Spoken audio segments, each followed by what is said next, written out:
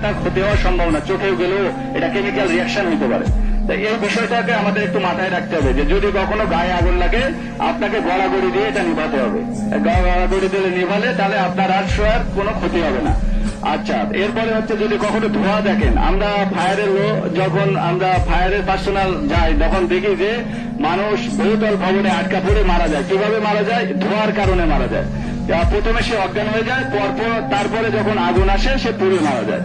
তাই ধোঁয়া যদি কখনো দেখেন তাহলে কোন রুমাল অথবা হাতের কাছে কাপড় অথবা ওড়না দিয়ে আপনাকে আগে আপনার যেটা ইনহেল করেন, এই ইনহেলে শ্বাস প্রশ্বাস ইনহেল করেন, এটা যেন কার্বন মনোঅক্সাইড বা কার্বন ডাইঅক্সাইড আপনার ভেতরে না ঢোকে।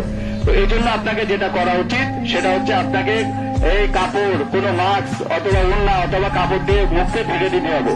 ঢেকে দেওয়ার পরে এরপরে আপনার হামাগুড়ি দিয়ে বেরোতে হবে। হামাগুড়ি দিয়ে কেন বেরোতে হবে? কারণ ধোঁয়া সবসময় ঊর্ধ্বমুখী।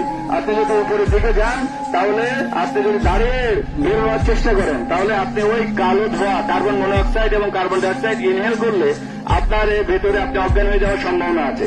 এই জন্য আপনাকে হামাগুড়ি দিয়ে যেতে হবে। হাওয়া এই ধোঁয়া সবসময় 45 সেন্টিমিটার পর্যন্ত নিচে ফাঁকা থাকে, ধোঁয়া দেখবেন সবসময় উপরের দিকে থাকে। তো আপনি যদি হামাগুড়ি দিয়ে বেরোন তাহলে আপনার ওই কার্বন ডাইঅক্সাইড বা কার্বন মনোঅক্সাইড আপনি ইনহেল করা লাগবে না।